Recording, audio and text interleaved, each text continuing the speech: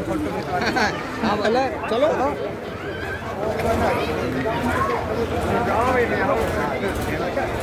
पूरा ना हो फिर वाला ले लो। हाँ भाई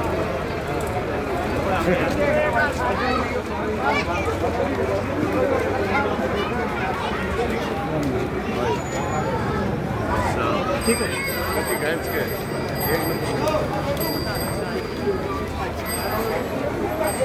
बाहर भी नमस्कार भाई मनोज कौशल्या जिंदाबाद, मनोज कौशल्या जिंदाबाद।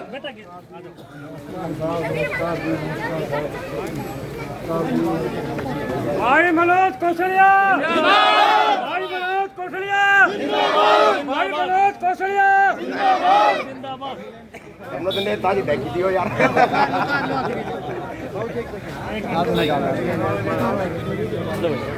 मनोज एक बार पीछे देखिए भाई पुराना पुराना भाई एक बार ये बेटी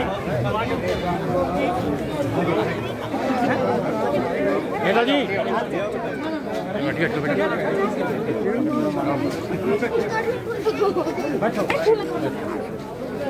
और ठीक हो बढ़िया सही साहब ने बरस में तो ठीक। हाँ बिल्कुल सही है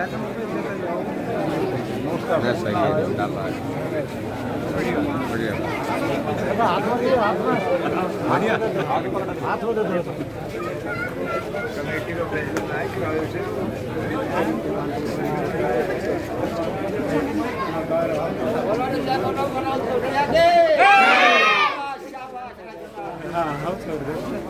ये हमारे जितने भी बड़े बुजुर्ग नौजवान साथी जो बाहर खड़े हुए हैं उन सभी से प्रार्थना है कि नजदीक आने का कष्ट करें, सभी अंदर आ जाओ। श्री रामचंद्र माल्यार्पण करेंगे गांव की तरफ से। पूर्व पंत श्री रामचंद्र ये दो माला पहले माला डाली हाँ और गांव की तरफ से फिर पगड़ी भेंट करें।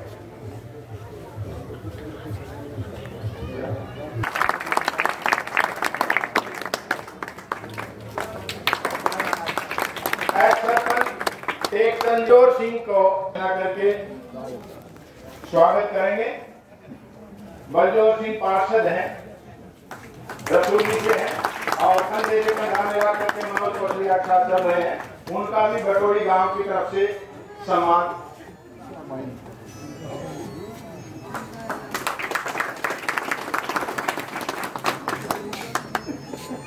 राजेंद्र मोनी नाई समाज की तरफ से मनोज कौशल्या को पगड़ी पहना करके उनका सम्मान करेंगे।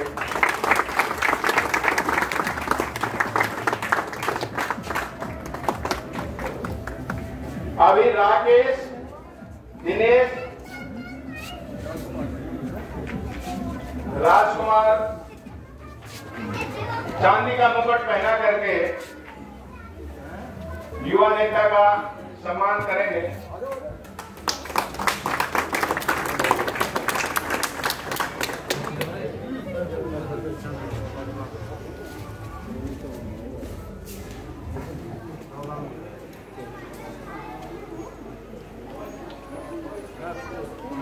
हिम्मत और साहस की बात, हिम्मत और साहस की मूर्ति सभी पार्टियों से लड़ना तो आसान काम है, पर सब पार्टियों से लड़ते हुए लड़ना बड़ी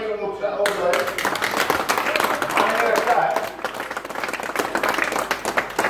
भाई मनोज कौशल्या जिंदाबाद, मनोज कौशल्या जिंदाबाद। अभी रिटायर्ड मुख्य अध्यापक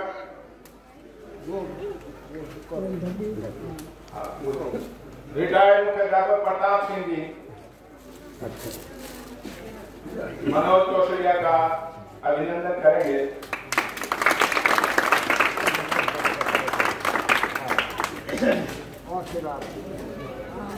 और मैं गांव बटोरी की तरफ से नौजवान, बुजुर्ग, मातृशक्ति सभी की तरफ से मौका देकर के भाई मनोज कौशल्या का अभिनंदन करता हूँ।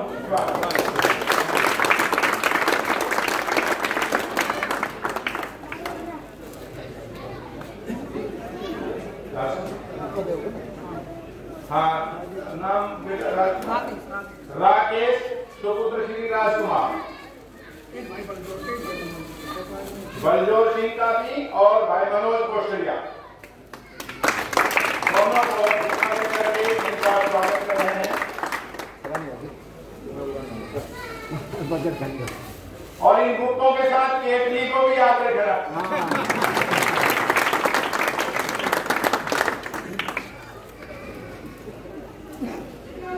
बहुत बहुत स्वागत, बहुत बहुत गांव में पहुंचने के लिए धन्यवाद। और गांव बटोड़ी की तरफ से समस्त जनों की तरफ से युवा नेता मनोज कौशल्या को सभी बुजुर्ग अपने आशीर्वाद से और ये आश्वस्त करते हैं कि बटोड़ी गांव का आशीर्वाद आपके साथ रहेगा। 5 तारीख को मनोज कौशल्या को भी याद रखेंगे और इनकी केतली को भी याद रखेंगे। इनका चुनाव केतली है।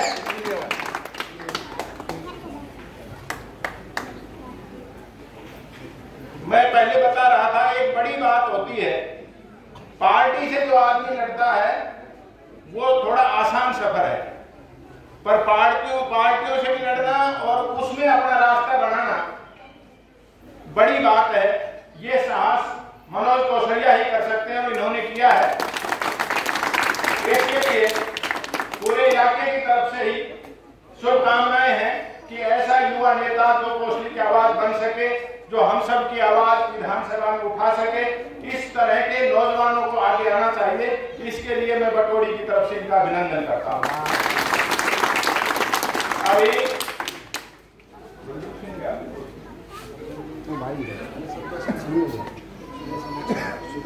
सुदर्शन जी एक्स सरपंच जो कौशल्या साहब के साथ चल रहे हैं, वो अपने विचार रखेंगे। और इसके बाद में मैं कहूंगा हमारे नौजवान हैं बलजोर जी, वो भी अपने 2 शब्द रखे। रसोली का भूल नहीं सकते।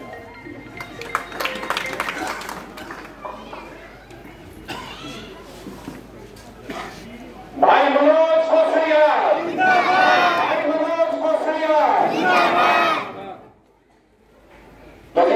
सबसे पहले बटोरी गांव की पावन धरा और यहाँ की जो सरदारी है उसको हम नमन करते हैं।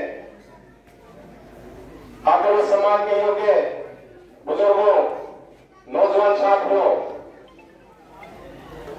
आप लोगों ने जो भाई मनोज कौशल्या और जो हम सबका दिल से जो सम्मान किया है, उसका ऋण शायद ही हम उतार पाए। उसके लिए आप बधाई के पात्र हो। आप लोगों का बहुत बहुत धन्यवाद।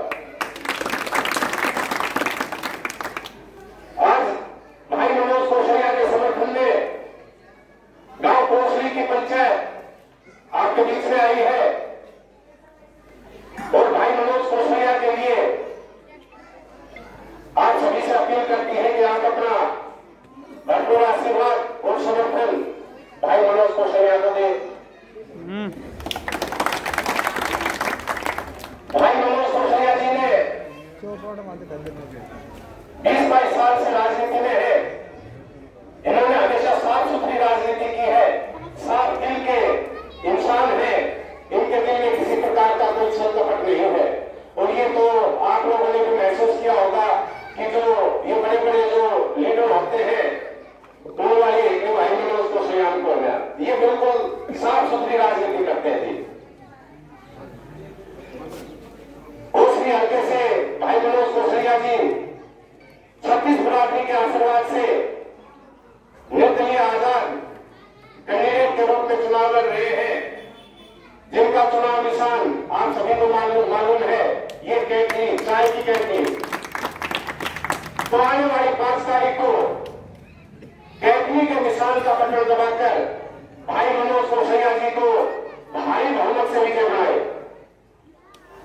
और मैं एक बात और भी कहना चाहता हूँ कि बटोली गांव में हमारे गांव से हमारी 20-25 बाढ़ में की आतंक के नाम से ब्याह हुई है, तो आप लोगों से और भी ज्यादा हम अपेक्षा करते हैं कि यहाँ से ज्यादा हमें समर्थन मिलेगा। दो कैंडिडेट और भी हैं दोनों पार्टियों की तरफ से। उन कैंडिडेटों को भी आप भली भांति से जानते हो, पहचानते हो। पिछले काफी समय से एक कैंडिडेट तो पिछले काफी समय से आप लोगों के बीच में है, लेकिन उसके बारे में ज्यादा बताने की जरूरत नहीं है जी। और दूसरी पार्टी का कैंडिडेट जिसका कोई भी ये नहीं मान के चल रहा था कि ये कैंडिडेट भी बीजेपी की तरफ से नाम से हमारे बीच में आएगा, लेकिन उसको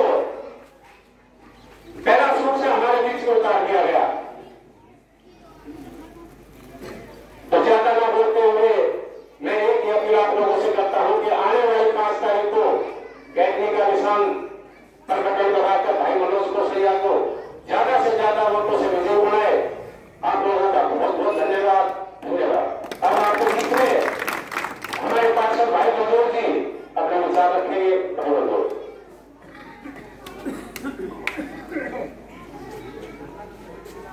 आप सभी को मेरा नमस्कार।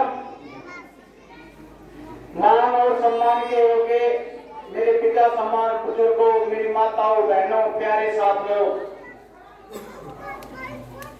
मैं आपका तहे दिल से धन्यवाद करता हूं कि आपने अपने जीवन का एक कीमती समय हमारे लिए निकाला है। आपने इतना मान सम्मान किया हमारा। मैं आपका तहे दिल से धन्यवाद करता हूं समस्त ग्राम बटोली का। आप सभी को पता है कि चुनाव का बिगुल बज चुका है। दोनों ही पार्टियों ने अपने अपने उम्मीदवार उतारे हैं। आपको पता ही है कि हम वोट पार्टी के ऊपर देते आए हैं। एक बार विचार करें कि कैंडिडेट को वोट देकर देखिए आप, फिर उसका आनंद ही अलग मिलता है। पार्टी को वोट देंगे तो कैंडिडेट कभी नहीं हमारे बीच आएगा। उसको पता है कि पार्टी के ऊपर ये वोट दे देंगे, इनको कोई वोट तो है नहीं, पार्टी से बने हुए हैं, नहीं वो हमारे सुख दुख में आएगा। अब पीछे भी आपने देखा है कितने बने हैं उम्मीदवार जो जीत के आए, विधायक बने हैं। तो मनोज कौशलिया जी 36 बिरादरी के भाईचारे की टिकट, खेत खलिहान मजदूर सभी की टिकट से, गांव बटोली की टिकट से, हल्का कोसली की टिकट से इन्होंने अपना नामांकन किया है। और इन्होंने पूरे विश्वास के साथ उन दोनों पार्टियों के साथ खुला मुकाबला किया है, चैलेंज किया है। जब आप सभी की ताकत है तो पार्टियां तो धरी की धरी रह जाएंगी। आप एक दिल से पूरा आश्वासन के साथ एक मौका, अगर आप एक मौका देते हो भाई के, तो पूरे दिल से मैं विश्वास दिलाता हूँ कि मैंने देखा है भाई को, आपने भी देखा है, 20-22 साल से सुख दुख में खड़े रहे हैं। ये एक बार किसी को पकड़ लेता है तो पूरे परिवार की तरह, अपने भाई की तरह, अपने माता पिता की तरह, रिश्तेदार की तरह नाता निभाते हैं। कोई स्वार्थ की भावना से ये नहीं करते। तो मैंने भी पूरा इनका पूरा समर्थन किया है और आपसे मैं पुनः विनती करता हूं कि एक मौका इनको देंगे तो आपके काम ज्यादा होंगे, आपके सुख दुख में खड़े रहेंगे, ये आपके बीच आके काम करेंगे, ना कि आपको बाहर के लिए गुड़गांव में बाहर चक्कर काटने पड़ेंगे। ये पूरा मैं आपको विश्वास दिलाता हूं। चाहे कोई भी सरकार बने, आपके काम नहीं रोकेंगे। आप पूरा आशीर्वाद दें और इनको सरकार में भेजें। आपने मेरे को सुना, मैं आपका पुनः धन्यवाद करता हूं। राम राम जी। मनोज भाई का धन्यवाद। और मैं एक बात और भी बताना चाहता हूं साहब आपको, पिछली बार की तरह अब की बार भी किसी भी पार्टी को पूर्ण बहुमत नहीं मिलने वाला है। और जो सरकार बनेगी वो जो आजाद उम्मीदवार जीत कर जाएंगे वो सरकार उन्हीं के सहारे से बनेगी और भाई मनोज कौशलिया जी उनमें से एक होंगे। अब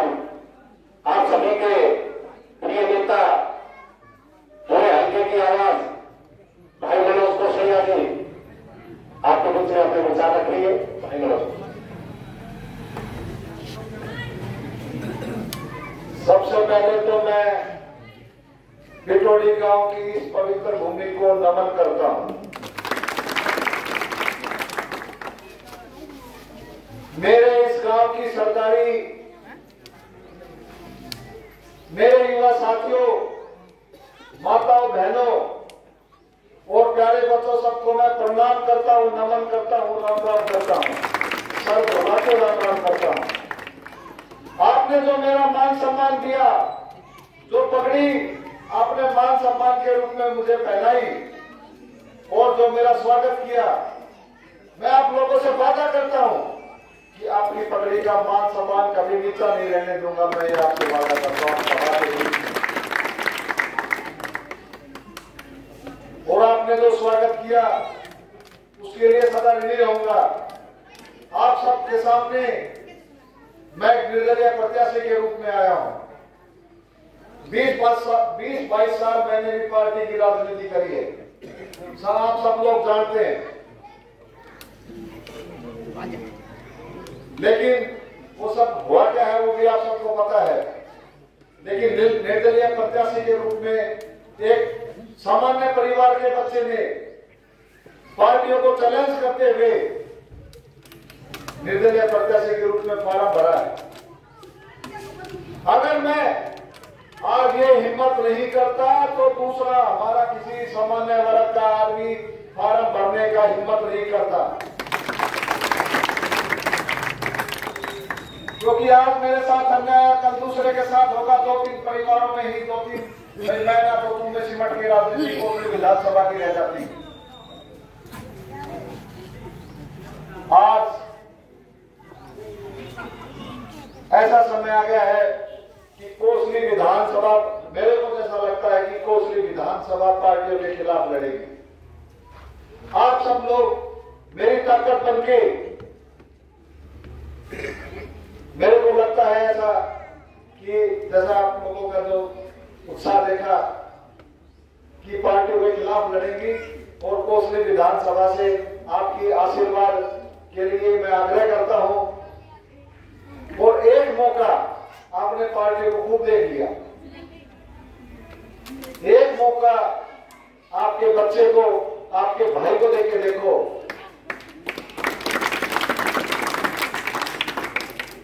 राजनीति में एक बहुत बड़ा बदलाव आएगा।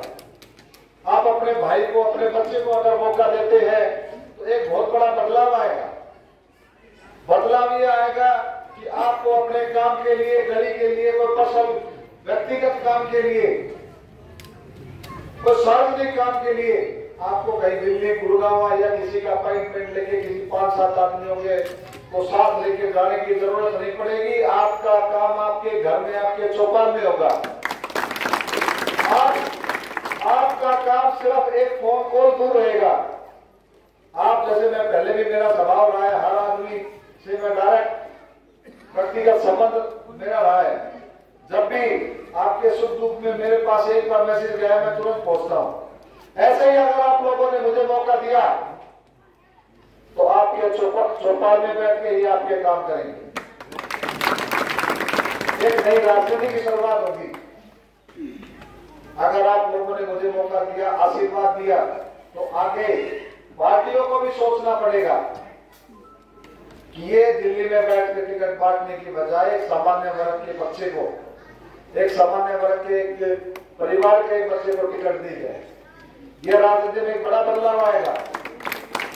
तो मैं फिर दोबारा आग्रह करता हूं आप लोग सबसे, एक मौका देके देखो।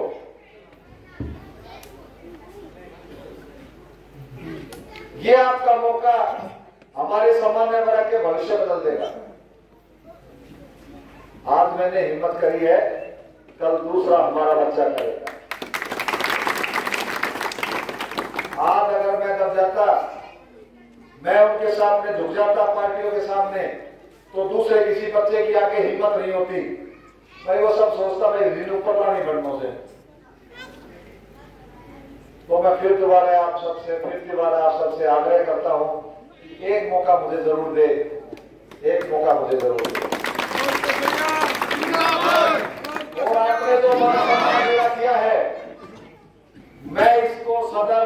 रखूंगा, आपका सदा ऋणी रहूंगा, आपके एक एक कॉल का वेट करता रहूंगा, एक एक बच्चे का मैं काम करने की, एक गांव का, एक गली का काम करने की कोशिश करूंगा अगर मुझे आप मौका देते हैं।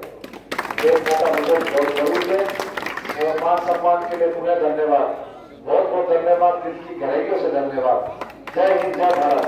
बोलो भारत माता की, भारत माता की धन्यवाद। जय भारत।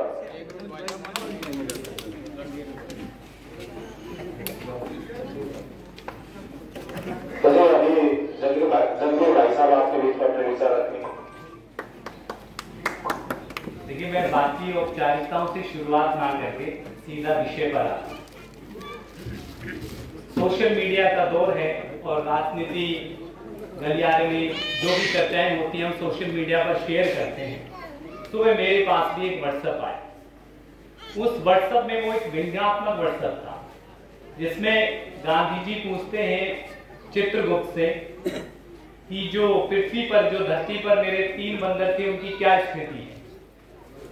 तो वो कहता है कि जो अंधा था वो कानून हो गया है और जो बहरा था वो सरकार हो गई और जो तीसरा जो गूंगा था वो जनता हो गई है। लेकिन आपकी मौजूदगी चित्रगुप्त को गलत साबित करती है कि जनता गूंगी नहीं है।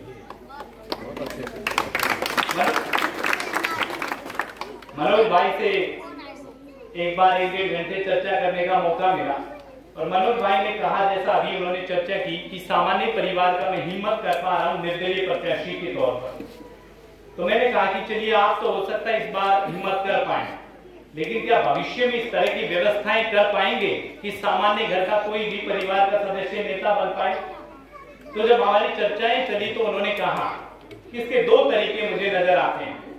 पहला, उन्होंने कहा कि जो पंचायत है, अब यदि सरकारी पंचायत को सीधा 40% बजट ट्रांसफर करे तो कोई भी सरपंच, ब्लॉक समिति, जिला परिषद को किसी विधायक या एमपी के पास जाने की जरूरत नहीं है और वो 40% बजट से जब वो सीधा गांव में आएगा तो वो अपनी योजनाएं बनाएंगे। और एक सामान्य जो शायद हो सकता है विधायक या एमपी सोचते हो कि सरपंच या पंच कमजोर पक्ष होता है, लेकिन सरपंच और पंच जो विधायक और एमपी से भी मजबूत होता है, तो वहां से भी नेता निकल सकते हैं। एक तो विकल्प इन्होंने ये सुझाया। दूसरा, इन्होंने कहा कि कॉलेज और यूनिवर्सिटी में इलेक्शन क्यों बंद किए गए, क्योंकि नेता सिर्फ अपने बच्चों को ही चाहते थे कि हमारे बच्चों को ही टिकट मिले, हमारे बच्चे ही राजनीति में रहे और कॉर्पोरेट वर्ल्ड को भी फायदा पहुंचे, कि कॉर्पोरेट वर्ल्ड के लिए ही नीतियां बने। क्योंकि उनको पता था कि सामान्य घर से अगर बच्चा, कॉलेज से अगर राजनीति से निकलकर बच्चा आ गया तो वो सवाल करेगा और सवाल जो है ना राजशाही परिवारों को पसंद नहीं। दूसरा वाक्य में स्वामी अग्निवेश से शुरुआत करना चाहूंगा। स्वामी अग्निवेश कुरुक्षेत्र गुरुकुल, जो गुरुकुल कुरुक्षेत्र था, तो वहां पर किसी ने एक लड़के को भेज दिया जो इंटर पास था। तो उन्होंने कहा कि आप इसे यहाँ पर पीएन चपरासी लगा लीजिए। तो स्वामी अग्निवेश कहते हैं कि ये इंटर पास है, इसके पास क्लर्क की योग्यता है, इसे मैं इसकी योग्यता का अपमान नहीं कर सकता, मैं इसे चपरासी नहीं लगा सकता और क्लर्क की मेरे पास वैकेंसी नहीं है। लेकिन आज जो 10 साल में हमने देखा है कि पीएचडी धारी लोगों को वाटर कैरियर चपरासी लगा दिया है। तो जो 2 लाख वैकेंसी खाली पड़ी हैं, क्या जब वो अभी 15 तारीख को भी एक प्रत्याशी आए थे वोट मांगने के लिए और उन्होंने अपील की थी कि आपका भाई, आपका बेटा आपको 12 बजे कॉल करेंगे तो हाजिर रहेगा। तो क्या उनको नहीं पता 2 लाख पद रिक्त पड़े हैं? क्या उनको नहीं पता कि अग्निवीर स्कीम जो आई उनको नहीं दिखाई? वो दिन में स्कीम आई है तो वो तो रात के 12 बजे की बात करें कि आपको स्कीम का नहीं पता कि अग्निवीर जो योजना आई वो कितनी, किस तरह से, जो एक तरह से सेना का ठेकेदारीकरण कर दिया गया।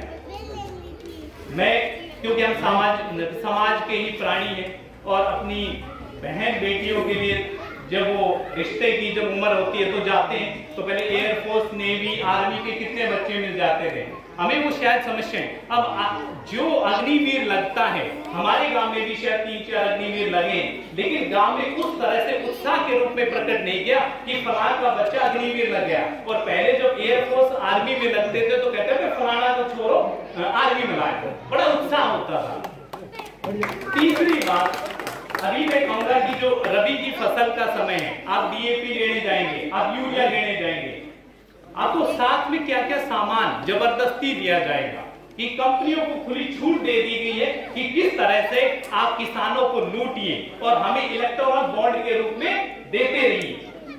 तो इसलिए क्योंकि ये समय थोड़ा सा, बातें तो बहुत लंबी की सकती है, लेकिन मैं चाहूंगा कि जो मनोज भाई ने जो विकल्प सुझाए, जो कॉलेज यूनिवर्सिटी में इलेक्शन के, जो पंचायतों के 40% उनको बजट मिलना चाहिए ताकि यहाँ पर सारी योजनाएं बने, ठीक है। तो इसके लिए जो आपकी जो भीड़ ये स्पष्ट तौर पर दर्शा रही है कि मनोज भाई को निराशा नहीं मिलेगी। और मैं एक और बात कहूंगा कि राजनीतिक विश्लेषक होते हैं जो पार्टियों के भी, उस शाम को चर्चाएं करते, बोले तिकोना मुकाबला हो जाएगा, हमारा प्रत्याशी निकल जाएगा, ये एक दूसरे की वोट काटते रह जाएंगे। इसलिए स्ट्रेटेजी आप भी बनाना शुरू कीजिए, क्योंकि जब आप जिसकी स्ट्रेटेजी बनाने लग जाएंगे ना, उनकी स्ट्रेटेजी घड़ी की घड़ी रह जाएगी। धन्यवाद।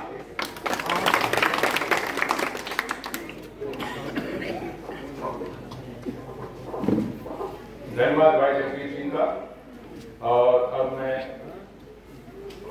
गांव की तरफ से उन्हें भाई एक बार बार ये कह रहे थे, अगर मुझे मौका नहीं, अब की बार मौका गांव की तरफ से आ चुका और पूरा सहयोग रहेगा सभी गांव 36 बिरादरी का, सभी गांववासियों का।